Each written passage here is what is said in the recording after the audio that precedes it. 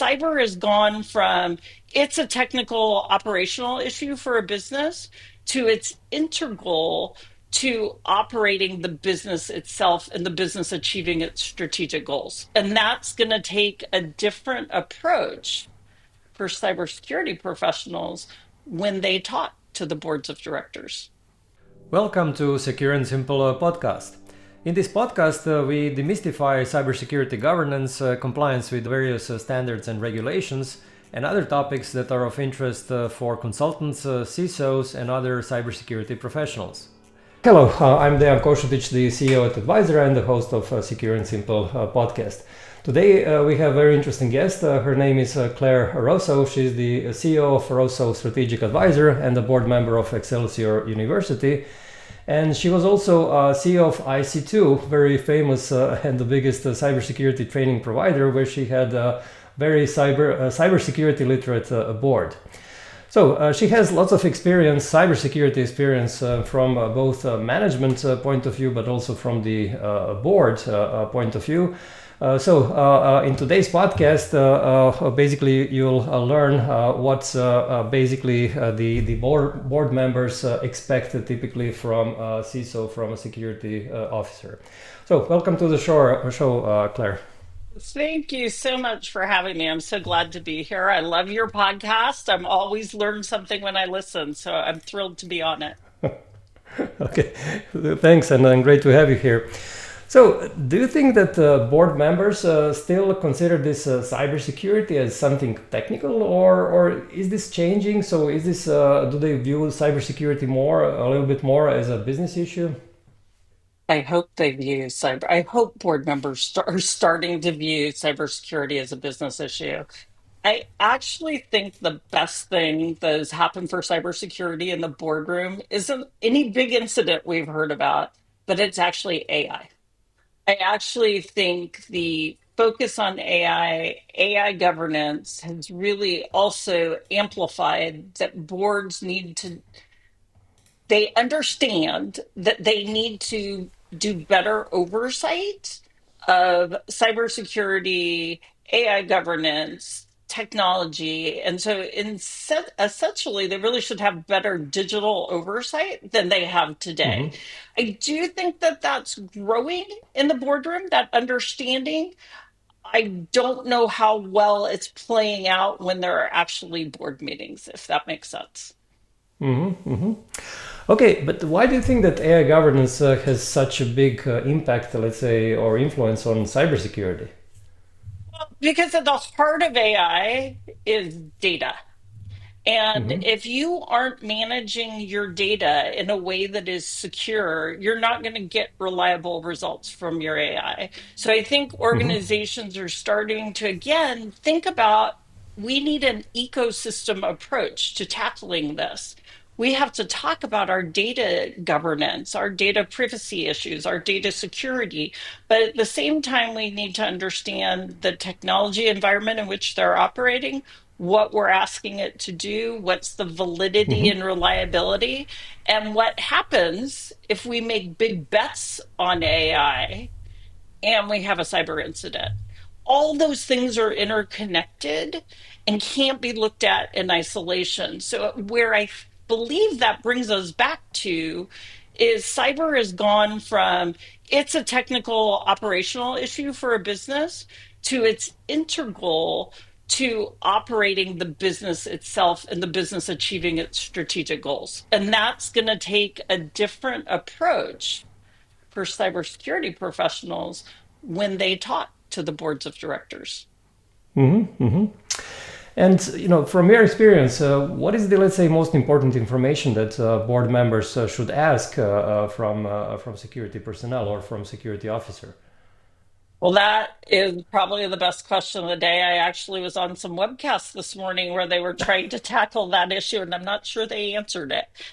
Um, First of all, I think board, it used to be you Mm-hmm. got put on a board because of generalized expertise. And it is becoming increasingly understood by all sorts of boards, for profit boards, private boards, not for profit boards, university boards like the one I'm on, that we need people on boards, we need directors with certain kinds of capabilities to understand the complex issues that businesses are dealing with. So there's that. You need to have somebody who's a bit of an expert on your board, but there's also a need to elevate, I would say, the cyber literacy or digital literacy of all board members. And when I think about this and I think, what should you know? Well, I don't think you have to know the whole body of knowledge to become a CISSP or a CISM. I think maybe, and I would love your feedback on this. I actually think maybe the starting point is for board members and therefore CISOs who are reporting to the board to think about digital resilience because cyber resilience is part of digital resilience.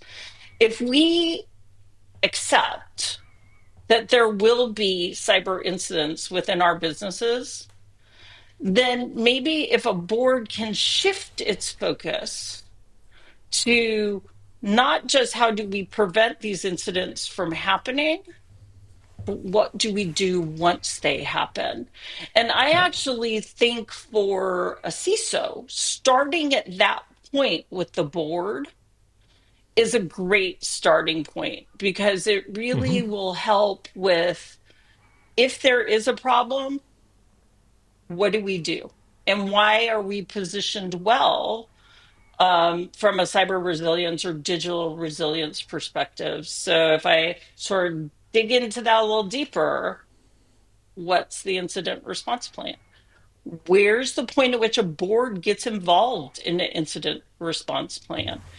Take your, rather than talking for hours on end with a board about threat vectors, take them through a tabletop exercise where there's actually incident response going on. And I think actually that learning by doing is going to help board members understand the impact of cybersecurity on the business more than anything else will. I have lots more thoughts on that, but that's my starting point. I'm actually curious what you think in terms of start with cyber defense and say why you're all protected versus start with resilience and say if something happens, this is why we're covered. Yeah, yeah. No, I fully agree with you that cyber defense is not enough. Yeah. This cyber resilience is a kind of an upgrade, if I can use this word, Yes. for let's say the purpose of cybersecurity, and this is actually visible also in some European regulations like DORA, which Hmm. basically is a Digital Operational Resilience Act, right? So it speaks. I mean, its name you already have this resilience concept. So yes, I mean this is certainly one. I would say one of the key functions, if you will, from cybersecurity department or role.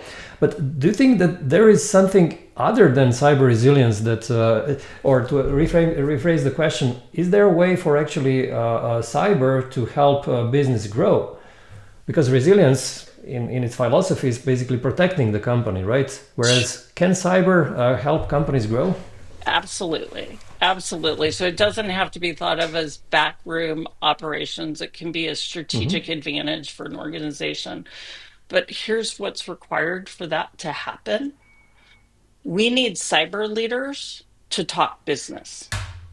We need to, instead of teaching our board members, our executive leadership in organizations, cybersecurity, and that to some degree that needs to happen. Our cybersecurity leaders need to start to speak the language of business. They should be able to, off the tip of their tongue, understand what the strategic goals of the organization are, and both how a strong cyber posture can both help them achieve those goals faster, better, or the risk implications associated with not attending to the details that need to be attended to. Certainly, and from that perspective, what should the board members ask, let's say, or how should they communicate with the CISO to actually begin this strategic discussion and with regards to cyber? So That's a good one. And that's where, if we're honest, as board members, where we struggled a little bit from time to time. So Mm-hmm. a board member's job, as you said, really is to ask questions. Mm-hmm. A board member's job is not to jump into the operational weeds of the organization. So Right. it's really about how do we understand the high level questions that board directors should ask. And so again, I learned this from someone I met in the cyberspace that said he loved to take the organization's key strategic priorities and actually present his cyber report based on those strategic priorities.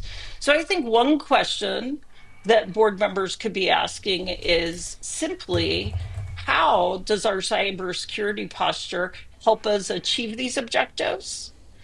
Mm-hmm. And what risks do we have related to the same?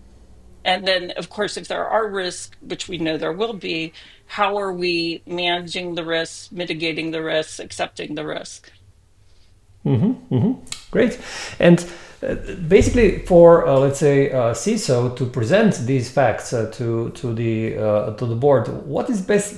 Let's say the best way to present these things, because obviously the speaking in technology terms is not a good way, right? But what then is a good way to present these facts to the board? I have my top choice answer and my plan B on that.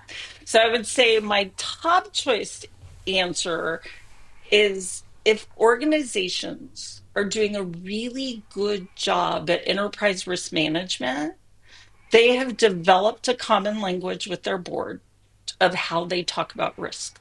And I know we're not Mm-hmm. just talking about risk here, but if you have developed a common language with your board about risk, so what is our risk appetite? And you're looking once a year at what the risk appetite for various parts of the business, of which your cyber leader should be weighing in the boardroom, so that people fully understand. If they say they have an aggressive risk appetite, meaning they're willing to accept a lot of risk, what does that actually mean in the particular context that they're looking at? So I think that if you have a rigorous enterprise risk management program where everybody understands their risk appetite, you are looking at what the key risks of the organization are and how they're being managed. You also know what the likelihood and the impact of those risks are. You're starting to make progress on creating that language and think about, how am I reporting about cyber risk to the board? And I actually, the part of the reason I love that construct of using your enterprise risk management is, it it makes it a part of looking at the business as a whole instead of just looking at a single operational function. Um, if that is not there, and in some Mm-hmm. organizations it's not there or it's partly there, I suggest you get there. But if that isn't the case, I really think from a cyber professional perspective, I would, assuming you're in the boardroom and you're part of the other discussions going on, I would create a report and position it in terms of the strategic objectives of the organization. And again, Mm-hmm. simplify it down to, um, where's our opportunity here and what's the risk. There's going to be other topics you want to cover, and hopefully those will emerge from conversation with the board, like what are we doing to create a cyber culture in our organization? How are we educating our employees? What do we do when we're onboarding our employees? What, when we're talking about strategy for the organization, and you're talking about marketplace factors that are impacting the organization's strategy, Mm-hmm. talk about what that means from a cyber perspective. For Mm-hmm. example, today, everybody's talking about geopolitical risk. So, Mm-hmm. what does geopolitical risk mean for organizations in terms of maybe it's an opportunity, but also in terms of risk. Does it mean that there's going to be increased risk of nation state actors going after critical infrastructure sectors? When there are economic downturns, and we did some of this research when I was at ISC2, your insider threat within your organization goes through the roof. Because I think, well, you are going to be quoting me on this, but I'll ballpark it and it'll be good enough. When we surveyed cyber professionals and asked who had been approached directly or knew of somebody who had been approached directly to be create an insider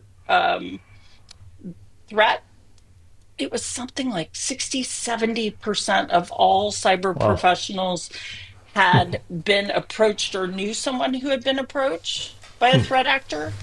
And Yeah. we know that in economic downturns, that's more likely to happen. So I think like the cyber leader kind of being a fully participating player in strategic discussions can really elevate the board's understanding of the importance of cybersecurity within their organization.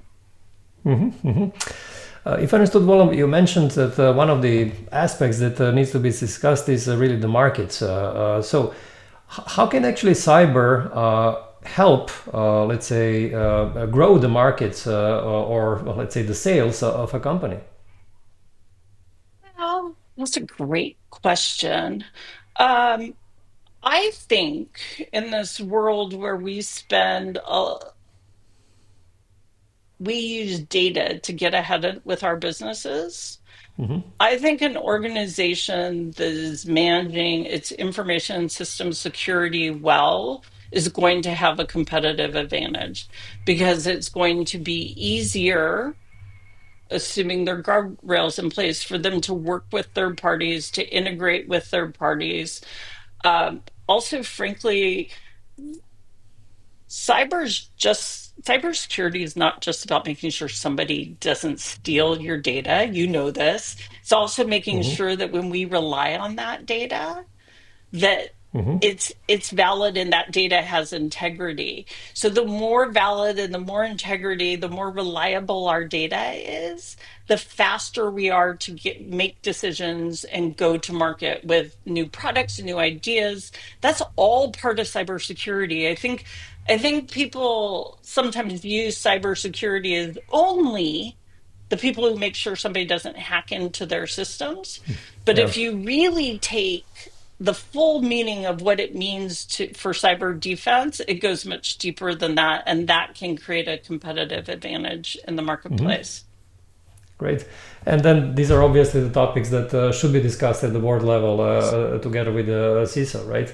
Yes. Okay, and you mentioned also this concept of the let's say level of risk that basically would that should be accepted or not.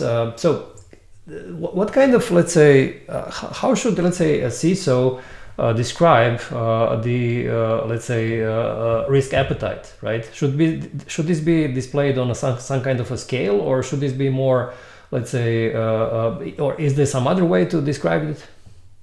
That is a great question. I think sometimes when you see risk appetite statements, they're narrative. And I'm not sure people walk away from reading a narrative definition of the risk appetite with the same idea. So I love your idea that you just suggested is normalize a scale. So if we think there's a risk in this space, what's the likelihood that risk is going to happen? And depending on where our posture is, we're going to say we're willing to accept that risk, and we understand what the likelihood it might happen. Obviously, it's going to be a range, and it's going to introduce lots of opportunity for discussion, certainly within management of organizations before they go to the board meeting. But I would suspect also in the boardroom, you would be engaging people and saying, hey, you're saying the risk of that is 40 to 60%. I don't know if I agree with that. Well, you've engaged them then. They've asked a really good question, and you can Hmm. negotiate what that percentage is if there's, a bit of evidence to back it up. Okay. And besides this, let's say, information about the level of risk, what other KPIs would or should the boards look from or ask from a CISO? Well, I think that again, that's going to depend. I do believe that, and we haven't really talked about this yet, but board members need to understand the compliance requirements of their organization as well. I'm Right. not saying they need to understand the ins and outs of DORA, but maybe they need to understand we need to be compliant with DORA. We need to be compliant with the Cyber Resilience Act. We need to be compliant with NIS2. So I do think part of the KPIs are understanding um, how you're doing as it relates to compliance. You probably want your board to know not the details, but at a high level that you are using standardized cybersecurity risk frameworks to help manage your cyber risk within your organization, whether that's ISO or NIST, right? You want them to understand that.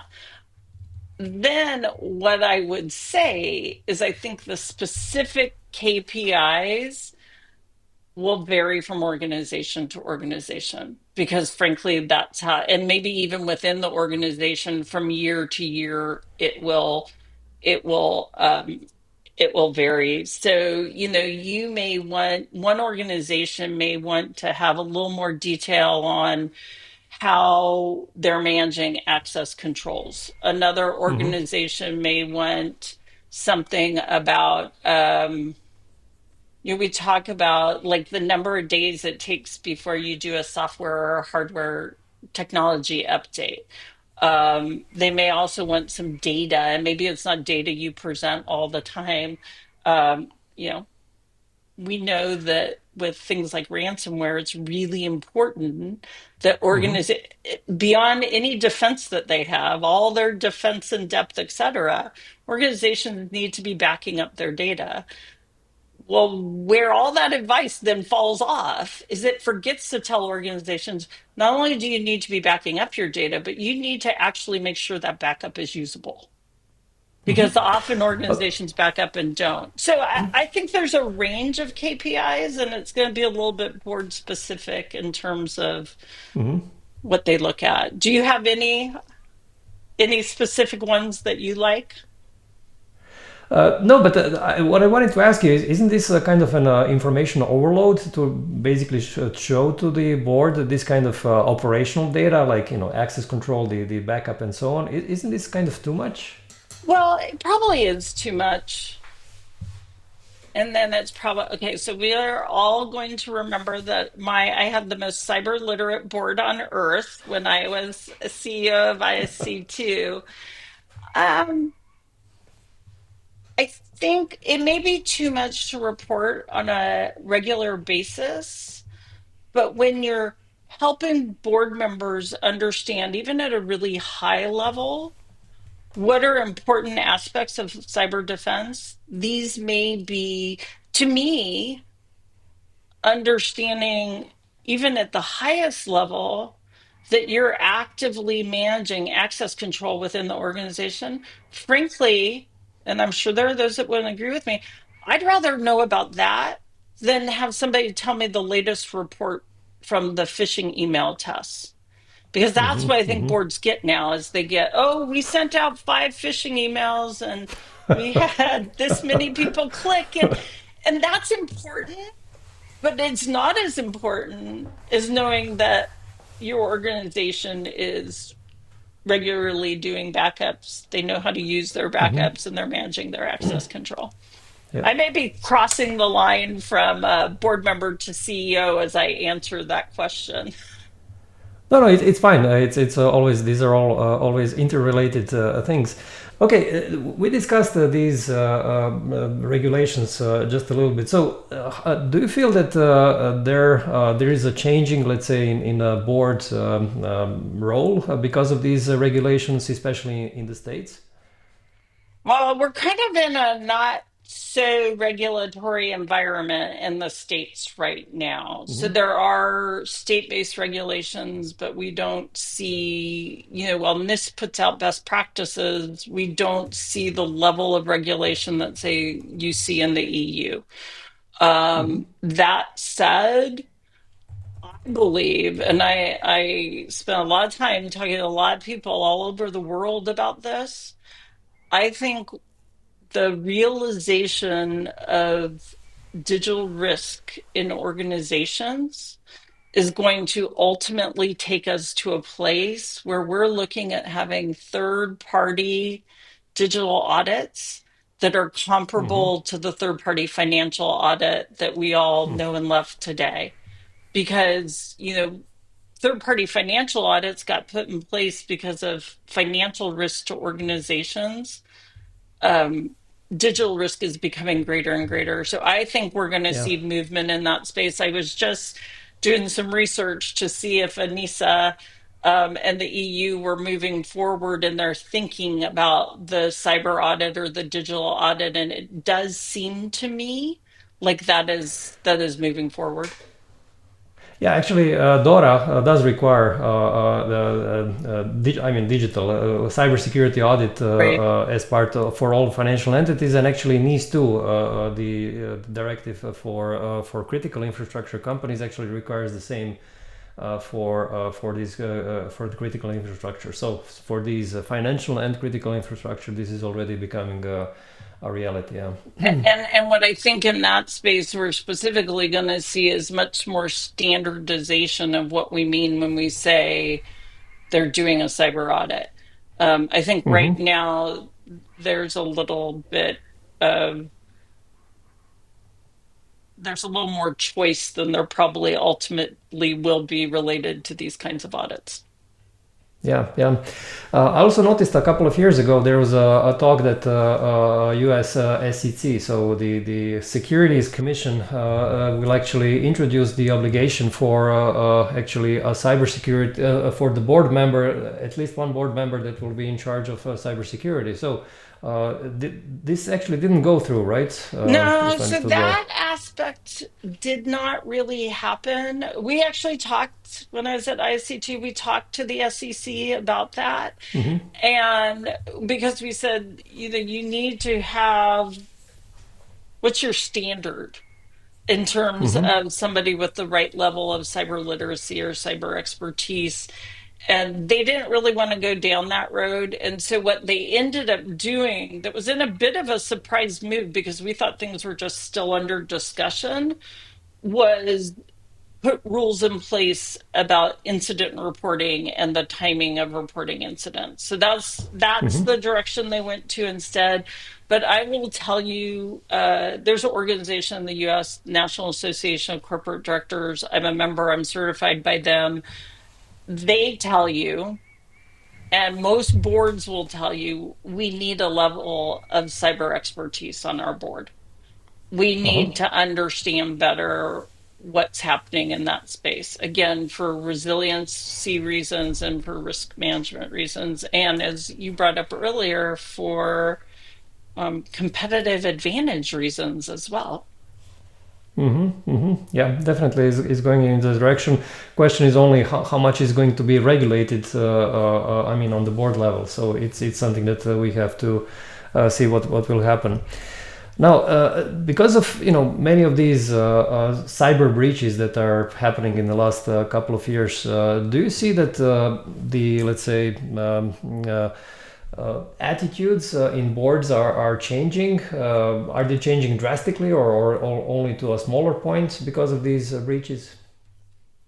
I think they're changing. So I've had the opportunity to work in the governance space on both sides, both as management and Hmm. as a board member for about 2.5 decades. And I'll tell you, 2 decades ago, I wasn't hearing any cyber reporting in the boardroom. and I hear it now. Yeah. Is it evolving? Some boards, is it only once a year? Probably. Will we hopefully move to a place that it's a regular part of both the enterprise risk management reporting and the strategic planning for an organization? I hope so, because I think that Mm-hmm. that's really our ultimate goal is we had great director of cybersecurity at ISC2, and one thing he put in place was having security business partners, kind of like companies have HR, human resource business partners nowadays. But the Mm-hmm. idea was both to give the security team member a chance to understand a part of the business better, but also to make sure those major initiatives were being introduced. We were thinking about security from the start. It wasn't an Mm-hmm. afterthought. It wasn't what I don't know if you experience, but I sure experience is that's the day before the CRM launches and you realize that everybody has superpowers within the CRM that you haven't locked anything down, right? I lived through that. Not at ISC2, might I add, but Okay. we've evolved and we'll continue to evolve. And I don't think the hyper focus right now on AI is necessarily going to distract from that. I think the hyper focus on AI is going to force us to, rather than look at areas like kind of by the business in silos, it's going to force Mm-hmm. us to look at the ecosystem within our technology footprint or our digital footprint and how that impacts the organization. Okay. Okay. Now, when a breach happens, what role should the board take? I mean, we all know in general what the CISO should do, but what actually the board should do if a cyber breach happens? So, that's where your incident response plan is really important. So, and it should be clearly outlined. The Mm-hmm. board should understand their role. I do think, and I am very pleased that I have not had that experience, but where anything got to the point where we had to go to the board. But I do imagine within organizations, for example, if you've been locked down by ransomware, that there's going to be a conversation at the board level with input from experts, legal, insurance, and others of what the course of action is and get the board's agreement to that course of action. I Mm-hmm. think when you have lesser incidents, they're not necessarily immediately board reportable.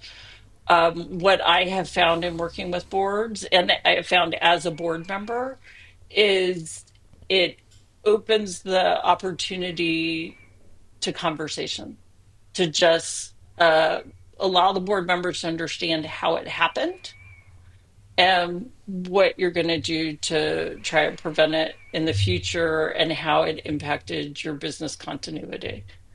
Mm-hmm. Mm-hmm. Okay, great. Now, one of the last questions that I wanted to actually ask you is when you think about the roles and responsibilities of the CISO and of the cybersecurity and of the board. So, what is actually the line and actually who owns what when it comes to cybersecurity? So, what is it that the board needs to own, and what is something that the CISO needs to own when it comes to cyber? Okay, that's a great question. So, the board has responsibility for oversight, insight, and foresight. And foresight's kind of a new thing with the board. And as we talk about evolution of boards, like what's out there, what's ahead, what's coming. So there is a responsibility for the board to ask questions to make sure that that management is actively managing the business, both in a way that protects us today and positions us securely into the future. I think of all the things we've talked about, and this is why it's so complex because there's so many things the CISO could do and so many stories they could tell, is I really think the CISO has to step back and say, be a systems thinker within this ecosystem of an organization that I am working in. Understand what the business outcomes you're trying to achieve are, how through your cyber program you're both helping achieve those, and that you're minimizing risks to the organization. And then I do love the idea of resilience. How are we going to manage the bounce back when something does happen? Because something's going to happen at some point. So Yeah. how are we going to manage the bounce back? And what do we have in place to manage that? And I think that a cyber professional who can do that with their board and maybe take them every once in a while through a tabletop exercise is really going to enhance the importance of cybersecurity within their organization so that it's no longer thought of as a backroom function, but that is something of strategic importance and value to the organization. Great. Well, thank you for these insights, Clara. It's really been a pleasure talking to you, and I learned a lot today. Well, thank you so much. I appreciate it, and I look forward to talking again. Okay. Thanks again, Claire, and thank you everyone for listening or watching this podcast. And see you again in 2 weeks' time in a new episode of Secure and Simple podcast. Thanks for making it this far in today's episode of Secure and Simple podcast. Here's some useful info for consultants and other professionals who do cybersecurity governance and compliance for a living. On Advisera website, you can check out various tools that can help your business. For example, Conformia software enables you to streamline and scale ISO 27001 implementation and maintenance for your clients. White label documentation toolkits for NIS2, DORA, ISO 27001 and other ISO standards enable you to create all the required documents for your clients. Accredited lead auditor and lead implementer courses for various standards and frameworks enable you to show your expertise to potential clients. And a learning management system called Company Training Academy with numerous videos for NIS2, DORA, ISO 27001 and other frameworks enable you to organize training and awareness programs for your clients' workforce. Check out the links in the description below for more information. If you like this podcast, please give it a thumbs up. It helps us with better ranking, and I would also appreciate if you share it with your colleagues. That's it for today. Stay safe.